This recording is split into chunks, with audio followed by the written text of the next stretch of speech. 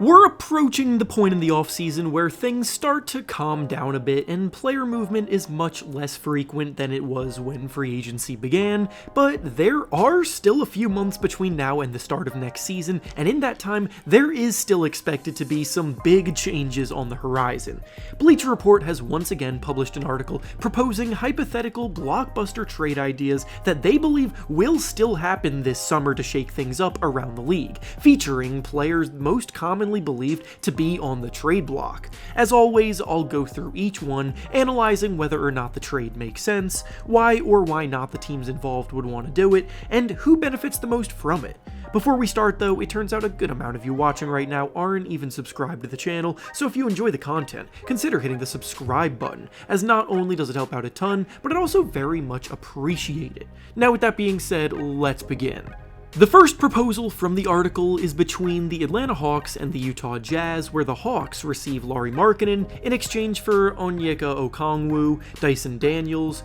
Kobe Buffkin, and 2 first-round picks. The Hawks would definitely be a shocking landing spot for Lauri Markkanen due to the situation that they find themselves in with their own star player Trae Young, but if they were able to pull something like this off, maybe it would be enough to reignite their charge in the Eastern Conference, so let's take a look. The Jazz have reportedly turned down trade offers featuring just 2 first-round picks already, as they're looking for a pretty monumental haul for Lauri Markkanen if they are going to move him, but ultimately their asking price just may not be that realistic. If that means that they just want to hold on to Markkanen through the last year of his current contract and are content with letting him hit free agency next summer, then fine, that's on them. But realistically, they do have to make a definitive decision on Markkanen's future, either with them or elsewhere as soon as possible. Players on expiring contracts are never going to warrant the full value of the talent in a trade because of the inherent risk involved.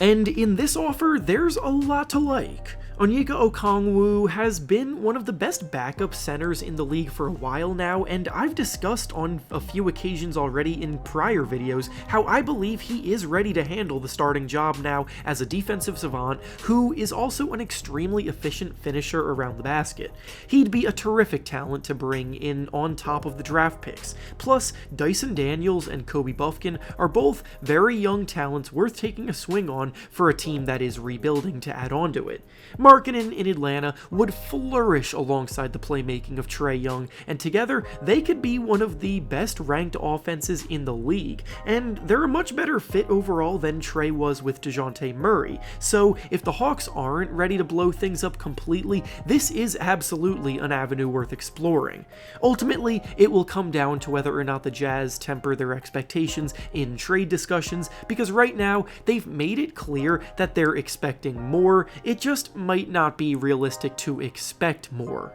The next proposal in the article is between the Orlando Magic and the Cleveland Cavaliers, where the Magic receive Darius Garland and Jalen Tyson in exchange for Jalen Suggs, Wendell Carter Jr., and Cole Anthony. Darius Garland is in an awkward position in Cleveland right now because the Cavaliers just locked up Donovan Mitchell for 3 more years on a lucrative contract extension that essentially made it clear that he is who they want to build around and prioritize. The reason why it's a bit awkward is because since Mitchell has arrived in Cleveland, the fit between him and Garland in the same backcourt has come with some noticeable growing pains, and Garland especially hasn't been the same player as he was before the trade when he was an all-star that looked extremely confident on the ball running the offense. Both guards are at their best when they can be the ones running the show, so even though they themselves may not have any issues with each other, the team has to look to make the best moves for the sake of the team, which has led to Garland popping up in quite a few trade rumors.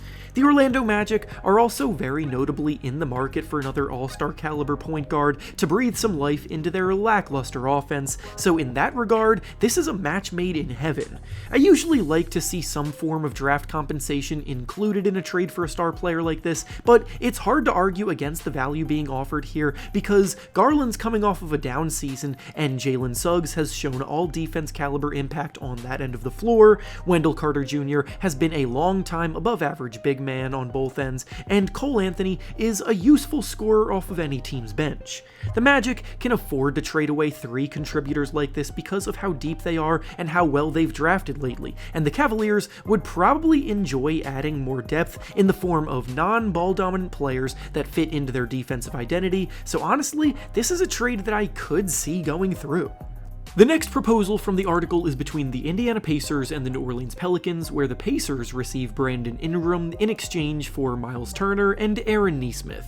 I'm of the opinion that the negative connotation associated with Brandon Ingram as of late is very much overblown, and it stems from a classic case of recency bias, but even with that being said, I don't like this trade at all for the Pacers. The Pacers emerged last season on the back of their up-tempo offense that never stops pushing the pace and putting pressure on defenses. They don't necessarily need to go out and add another shot creator like Ingram because they just did that by adding Pascal Siakam last year, and now they need to solidify the other end on defense. Trading away starting center Miles Turner, who by the way has been one of the best shot blockers in the league since he got drafted, makes no sense to me because they're not getting a replacement for him in this trade, and there are no viable replacements left in free agency either. Pascal Siakam is not a great option to play as a small ball center, so that wouldn't be wise. Then the other bigs they have on their roster are inexperienced Isaiah Jackson, who is definitely only good enough to be a solid backup in spurts, and then they also have James Wiseman, who is still trying his hardest to prove that he even belongs in the NBA in the first place. I obviously see why the Pelicans would want to do this because the market for Ingram has dwindled, and they themselves are also still in search of a starting center. But I struggle to see any world where the Pacers do this because even though the talent in return is nice, it's just not what they as a team need at all. And finally, the last proposal from the article we'll be going over today is between the Dallas Mavericks and the New York Knicks, where the Mavericks receive Julius Randle and the Knicks receive PJ Washington, Daniel Gafford, Jaden Hardy, and 2 second-round picks. On paper, this isn't that ridiculous in terms of value being offered both ways, but looking at it from the perspective of the Mavericks, it feels much more like a trade that would be done in a video game more than it would be one that works in real life. Julius Randle is just the last thing that the Mavericks need right now, because it would create a situation where there are just too many mouths to feed in their lineup, especially after having just acquired Klay Thompson, and Julius Randle's playstyle in current form does not work as a third or fourth option in an offense. He's not a great spot-up three-point shooter, he doesn't cut very often off the ball, he's not that great of a defender, and his ball-stopping ways would just make the lives of Luka Doncic and Kyrie Irving more difficult. Of course, the Knicks, after all of their big improvements over the last year, want to acquire depth pieces that know how to play the smaller roles around their stars, but bringing Julius Randle into the mix in Dallas would be the fastest way to halt all of their momentum because, again, this is not a video game, and fit matters a lot more than just pure talent when it comes to winning at the highest level if you already have your franchise cornerstones in place like the Mavericks do. And with that being said, that's all I have for you today. Make sure to like the video, subscribe to the channel, and comment down below what you think about these trades proposed. Thanks for watching, and I'll see you all next time.